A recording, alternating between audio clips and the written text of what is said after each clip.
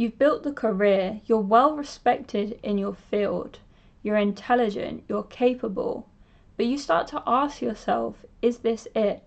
Is there something missing in my life? You see your friends getting married, you see your friends starting a family, and you ask yourself, did I miss my window? This is for you if you feel behind in love and you're successful when it comes to your work life.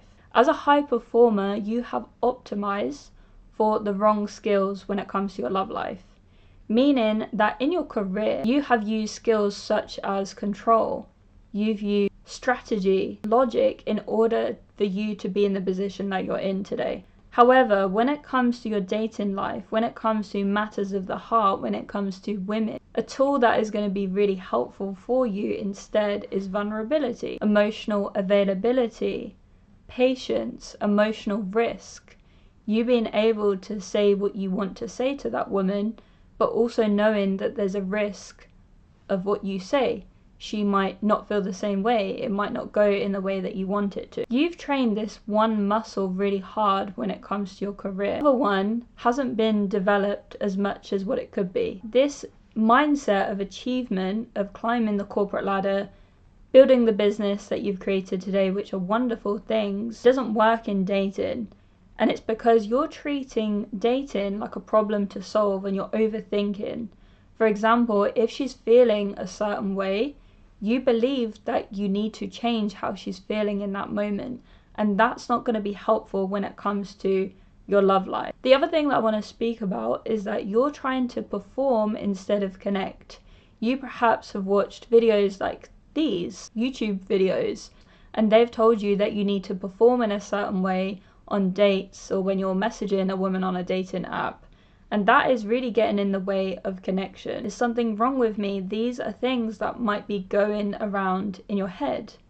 Now, when your mind is full of all of this kind of thinking of, am I running out of time? Is there something wrong with me? What's wrong with me? And questioning all of these things about yourself, notice the feeling. That's going to create a lot of anxiety within your body. You're going to feel a lot of fear. So of course, when your mind is so full of all of this thinking, it's going to create pressure.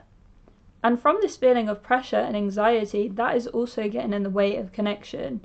It's not allowing you to really get to know this woman and see who this woman is, and to find out whether this is a woman that you want to invest in, as in you want to go on more dates with. The reason that I can talk about this and why I wanted to create this video today is because, as I said at the start of this, I've helped lots of other guys with this. One guy that I want to speak about, I worked with him for over a year. He's in the finance industry.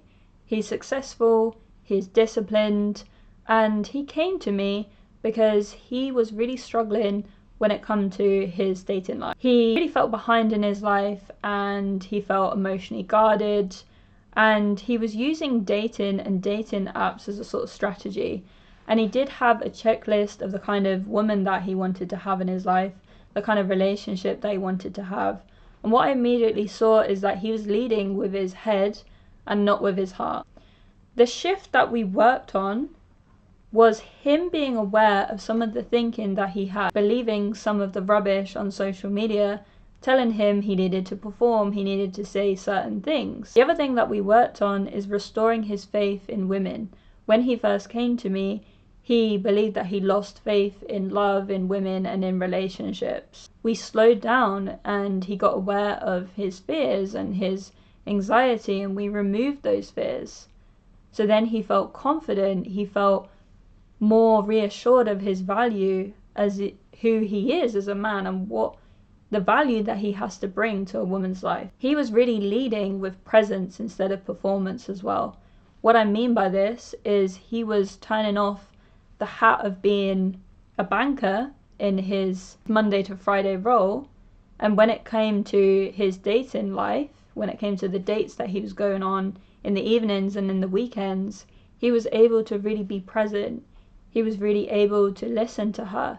And when you're able to really be present and connect with a woman, that's where there's going to be depth, there's going to be connection felt, there's going to be sparks that are felt. Because of the work that we've done together, he's now in a committed, happy, healthy relationship and is taking her away on holiday in a few months' time. What I want to remind you of, guys, is that you're not late, you're just evolving. You have really mastered external success. But now it's time for you to train that muscle of relational depth. It doesn't mean that you failed, because quite often when I speak about these things, there is some resistance because there is a misunderstanding that you failed, but you haven't.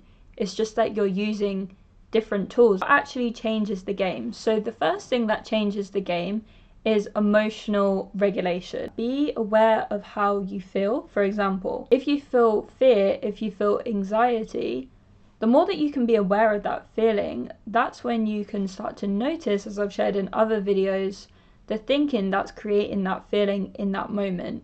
And when you're aware of that thinking and you see that it's not true, for example, all of this thinking or lack of relational depth, then that's something that you don't need to buy into. That's something where you can then feel more confident, you can then feel more reassured, and you can have the kind of dates that you want to have with women. It's being aware of your patterns. The more that you're self-aware of certain ways that you're showing up in your dating life, in your relationship, that's when you can have more of the relationship that you want to have. Understanding your attachment. So for most men, they show up as avoidant. There's nothing wrong with this, it's just how it is. You can check the statistics. If you understand that avoidant tendencies, that's something that you can work on to be more secure.